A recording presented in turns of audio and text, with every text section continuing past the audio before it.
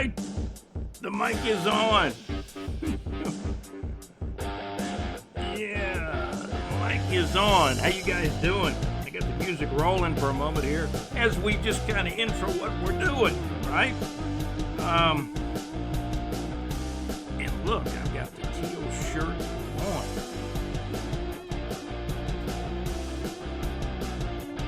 That is how the show got its name. The Teal Shirt Report Podcast, episode show number 31. I want to talk Jaguars offense, semi-pro football, North Florida entertainment.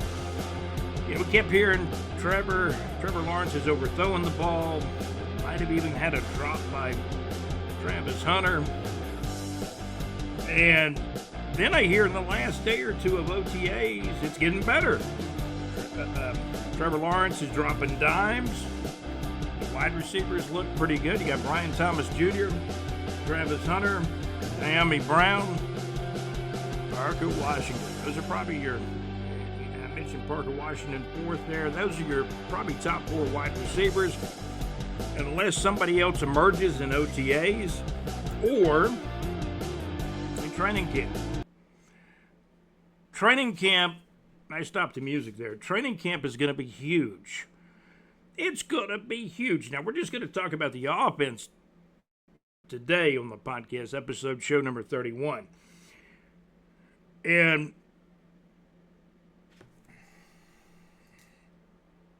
we got the coffee brewing. I want to thank our executive producer, JC, for the coffee always. He's a Bama brewer. Means he's brewing coffee, right? Or something. Brewing coffee, the Bama brewer. Our executive producer, JC, hope you're doing well. Your fantasy baseball team isn't bad. Keep an eye on the injuries, though. We play in a couple of different fantasy leagues. I'm referring to the Southern League right now. We're going to talk Jaguars, OTAs.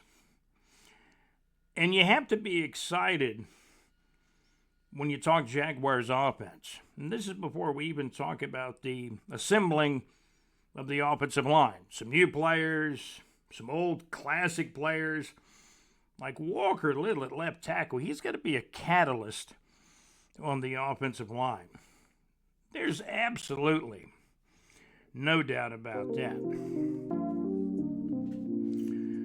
You know, and I'm seeing a lot of stuff on social media about the defense. I like our defensive backs. I don't want to talk too much about it right now, but even the late round picks, these are guys that play hard.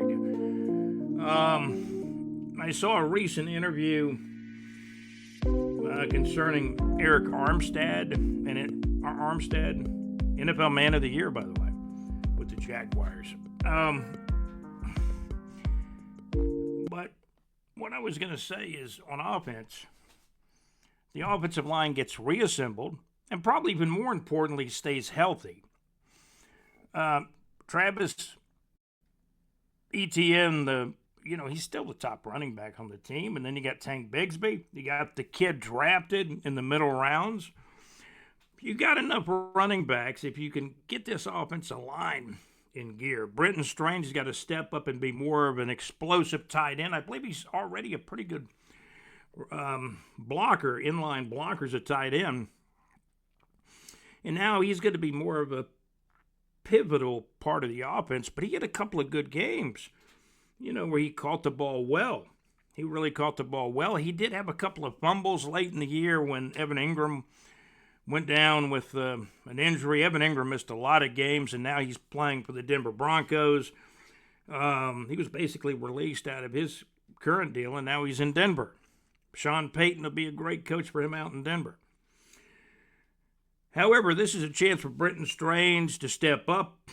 And I have said, I think on social media more than this, is that Brenton Strange could be a player who could really show some life in 2025. A guy that could be an overachiever over what he's done in his first couple of years in the NFL. But the Jags, I think they got good, solid running backs. Nothing out of the ordinary, no Pro Bowl running backs. ETN might be the closest guy to that. I saw a stat where I think ETN only committed one fumble last year. That might have been more than one season, too, but it was a bad one against Miami. That kind of, early in the year, that kind of turned the whole season around because the Jags were really on the right side of that thing and heading toward the kill, and then ETN fumbled the ball, near the end zone. And that was a tough one. But then, I didn't realize it, but Mr. DeLugo Jordan DeLugo on Twitter, or the X now, pointed out, I believe that was the only fumble that ETN's made in quite a while. And I didn't realize that. That's a good stat to bring up. The Jags drafted a running back in the middle rounds that they say is very, very fast. But right now, I do want to concentrate more on the wide receivers. Brian Thomas Jr. has got to be the number one guy. You traded up to get Travis Hunter, who could end up being the number one guy, but he's probably 1B or 2 now. But he's got a lot to prove. He's a rookie. And Brian Thomas Jr. is just a second-year wide receiver. These guys are both on rookie deals. And Diami Brown comes from the Washington Commanders as a free agent. Parker Washington moving into his 4th year. The offensive line is critical and crucial for the offense. Can the offense score more points? I think on the surface, they really should. I'd rather win a game 35-30 than lose one in an agonizing, gut-wrenching 17-15 loss. We've seen a lot of those over the past decade, off and on. So if the offense could put up 35 points, I think this defense, if the new defensive coordinator, Anthony Campanelli, can turn them around a little bit, this team was 4-13 last year. Been a lot of changes. New head coach, new offensive coordinator, new defensive coordinator, new general manager, and James Gladstone. Got Tony Bazzelli as the executive vice president of football operations, and the new head coach, Liam Cohen. His relationship, I believe, with quarterback Trevor Lawrence is going to be paramount. JC, Rick Springfield and Wang Chung, man, a good friend of mine, Howard Cogswell, who's one of our administrators and moderators. He and I are like, the main cogs, pardon the pun there, Howard Cogswell. But I'm going to tell you, Howard went to the concert, JC. Rick Springfield, Wang Chung, John Waite. And we're going to leave a link on this podcast and let you see some of Howard's videos. They're really, really good as far as Wang Chung goes. Again, we don't own the rights of Wang Chung or John Waite or any of them. But, Howard made some great videos. That was down in St. Augustine, too, at the St. Augustine Amphitheater. So, JC, we're going to leave you a link where you can check that out. And it will take you to Howard Cogswell's YouTube page, by the way. It was a good show. Wang Chung, man, I looked at a video of them doing a couple of songs, and, man, it was good. Rick Springfield. Is the guy 75 or 55? JC, you're right, man. He looks like he's still looking pretty young for 75. And there's other concerts, and we mentioned and gave a good review from, and I didn't go to the show, but Howard Cogswell was there, and I had a chance to watch a couple of the songs, and man, it was good what I saw. So we're going to have to give a thumbs up, a good review to Rick Springfield, Wang Chung, John Waite. John Waite did some baby songs as well. So it was a pretty cool show. John Cafferty was also on that bill as well. If you want to know about more concerts, go to bigjreport.com and click on the Neighbors 2 section and scroll and keep scrolling. You'll find some of the latest concerts coming out, even a little bit of a review on the Rick Springfield show with Wang Chung and John Cafferty and John Waite. That was what I want my 80s tour, I believe. Semi-pro football. Man, oh man. I tell you sometimes about my guy, Champ Samuels. He's one of our semi-pro football insiders. Champ Samuels plays with the Port City Vikings, and he was unable to play in the last game, but he will be in the title game. He's already won a championship in the EAFL a couple of years ago with the Georgia Cobras out of Thomasville. Now he's with a team out of Mobile. They're the Port City Vikings, and they'll play in the APDFL title game. If Champ Samuels and the Port City Vikings can win that game, Champ Samuels will actually have a ring from 2 different semi-pro football leagues. And talking with him, he seemed to think he might be the only guy that's ever done that. But they got to win the next game, the title game. So congratulations to the Port City Vikings, by the way. Did I cut the music off? Let me see here. No, I think I did cut the music off. Had a couple of different guitar players we were bringing out. But let me give you some of the semi-pro football scores. Columbus, Georgia Lions have been in a lot of close games in the National Arena League. The Jacksonville Sharks are having a much better year this year in the IFL. JC, I want to thank you. I want to tell you that LakeEufaulahits.com is one of our great sponsors. Live from the pub with JC, and JC played a great request for me a few nights ago.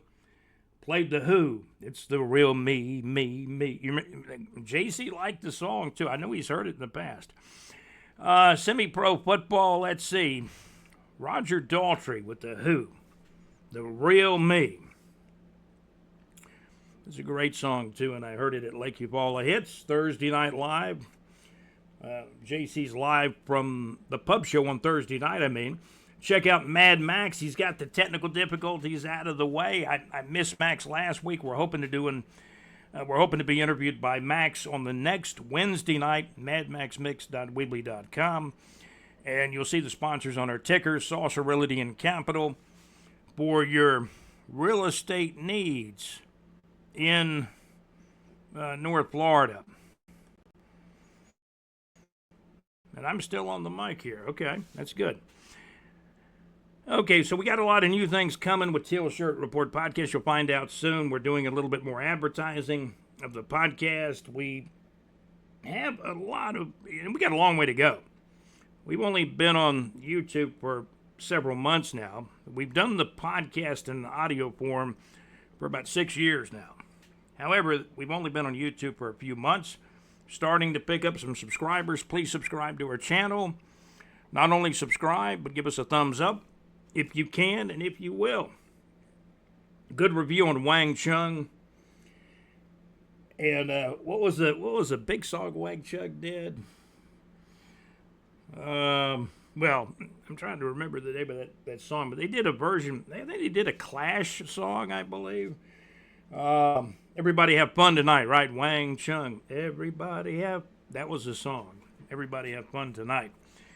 But a good review on Wang Chung, and them guys have been around for years. Rick Springfield, and I just remembered this the other day, JC. He was Dr. Noah Drake in the soap operas years and years ago. Man, I was like when he was Dr. Noah Drake on the soap operas, man, I was like in junior high or high school. And he's a great actor, great singer. His biggest hit was probably Jesse's Girl, right? By Rick Springfield. But he's 75 years old, but you're right, JC. He's still looking pretty young for his age. No doubt about that. So Rick Springfield, he looked good on stage for 75. Wang Chung sounded great. I still need to go back and listen to more of the Rick Springfield video. From what I heard on John Waite, that sounded pretty good, and I haven't seen really anything out of John Cafferty. But overall, the show, I won my 80s tour with Rick Springfield, Wang Chung, and the other guy I mentioned, John Waite. John Cafferty was on that bill, but I don't think I've seen a video of John Cafferty. But thumbs up on that show at the St. Augustine Amphitheater just a few days ago. I believe it was back on May the 29th, and now it's already June the 1st. The rain has gone away. We actually got down into the 60s. Lake City got down to 55. 55 on the morning of June 1st. McClenny was 56. And here in Jacksonville, we were in the mid 60s. And so we got a little refresh of, it was a little bit cooler Sunday morning, June 1st. We lost some of the humidity, not quite as humid, but that's coming back, no doubt, with the summertime. I did want to run down semi-pro football, some scores that we have. And again, JC, thank you for playing The Who, The Real Me. I just love that song. And JC is playing a lot of Steely Dan for me. I know Max will get some Steely Dan on for me on Wednesday nights on the madmaxmix.weebly.com. And for your real estate needs, remember Saucer Realty and Capital. There's a link to Saucer Realty and Capital to their website. For your real estate needs, whether it's home, residential, business, or commercial real estate, Saucer Realty and Capital. So, semi-pro football, the guys that play for the love of the game, in the APDFL playoffs, the Port City Vikings. This must have been one heck of a game. The Port City Vikings from Mobile, Alabama area, 28. Crescent City Kings from Louisiana, 27. That was on Saturday, May the 31st. And now, the Port City Vikings with our good buddy, defensive lineman Champ Samuels, who got a ring a couple of years ago with the Georgia Cobras in the EAFL. This is the APDFL now as well. So the Port City Vikings have advanced to the APDFL championship game. Port City Vikings from the Mobile, Alabama area, 28. Crescent City Kings from Louisiana, 27. EAFL, the Georgia Cobras got beat by the Alabama Commandos. The Alabama Commandos 30, Georgia Cobras 20. Final score in the EAFL on Saturday evening, May 31st of 2025. That game was actually played in Tuscaloosa, Alabama. National Arena League out of Wheeling, West Virginia. The Wheeling, West Virginia Miners 47, the Columbus, Georgia Lions 44. The final on Saturday, May the 31st of 2025 in Columbus, Georgia. So Columbus lost that game by 3 points, but they're having a pretty good year in the NAL, in the National Arena League. The Columbus, Georgia Lions are now 5-4. For the Sharks, they got a couple of wins over the Freight. Then they were beaten and upended by the Massachusetts Pirates just a few days ago. And we'll be updating you on the Sharks as well on the website. And semi-pro football following the Columbus, Georgia Lions, who are now in the National Arena League as well. Check out BigJReport.com, the Neighbors 2 section. The Neighbors 2 section on BigJReport.com for the concerts. And JC, thumbs up to Wang Chung, Rick Springfield, John Waite. I still got some more videos to go through. We'll post a link on this podcast, JC, where you can see some of the videos of the show at the St. Augustine Amphitheater.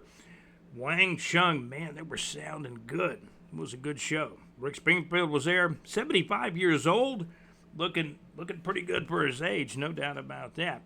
So I know JC will want to check that out. Jacksonville Jumbo Shrimp having a phenomenal year. The Jumbo Shrimp did lose on Saturday, though, but overall, the Jumbo Shrimp are still 12 games over 500.